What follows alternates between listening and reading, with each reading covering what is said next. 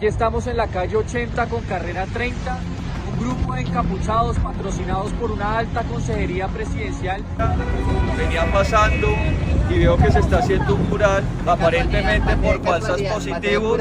Vino hasta este punto a hacer un mural con mensajes de odio, estigmatización, persecución contra la fuerza pública. La doble cara de la moral, la historia de José Jaime Uzcategui. El jueves 12 de octubre de 2023, el representante y su hermano, el candidato al Consejo de Bogotá, Julián Uzcategui, dieron a conocer su indignación con la elaboración del mural, al ver que en este aparecía su padre, el general retirado, Jaime Humberto Uzcategui, condenado a 37 años de prisión por la masacre de Mapiripán, Meta. El mural en cuestión, ubicado en Bogotá, en la calle 80 con carrera 30, surgió como una iniciativa de la Campaña por la Verdad, compuesta por diferentes organizaciones del espacio de litigio estratégico, por víctimas y por artistas urbanos.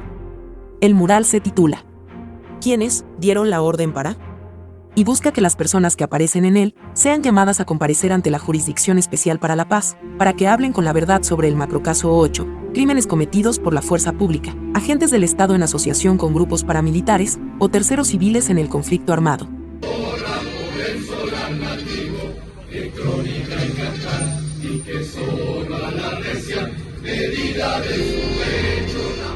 La doble cara de la moral, la historia de los hermanos Uzcategui. La historia comienza en 1997, un año que quedará marcado en la memoria colectiva de Colombia. Debido a un acto de violencia tan horrendo que aún estremece a la nación, la masacre de Mapiripán. En este pequeño territorio en San José del Guaviare, un grupo paramilitar aliado al ejército colombiano perpetró una masacre que se cobró la vida de más de 40 personas.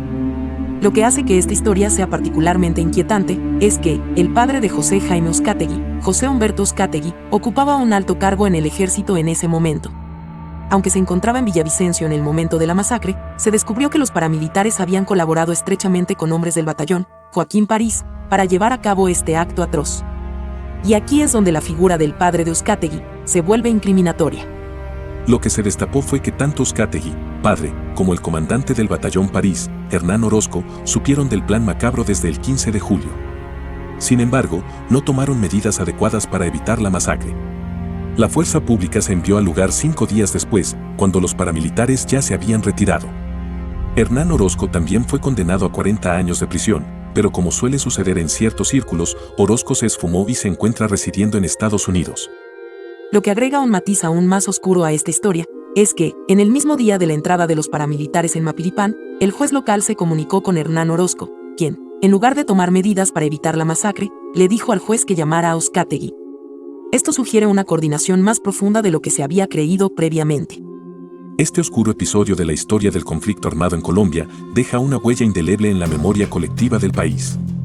Ver a José Jaime Uzcategui actuar como un defensor de la moral y la ética resulta indignante para muchas víctimas de la masacre de Mapiripán y para aquellos que conocen la verdadera historia detrás de su familia.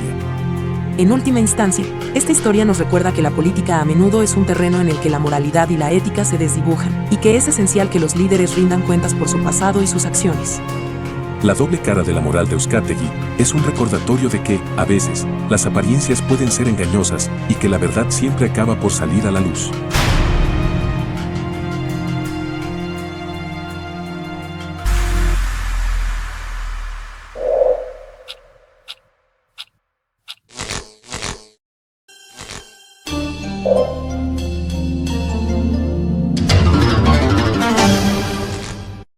Si te gustó escuchar este artículo, suscríbete a nuestro canal, 90 Segundos Noticias. Recuerda, activar la campanita, darle compartir y dejarnos tu comentario. Gracias.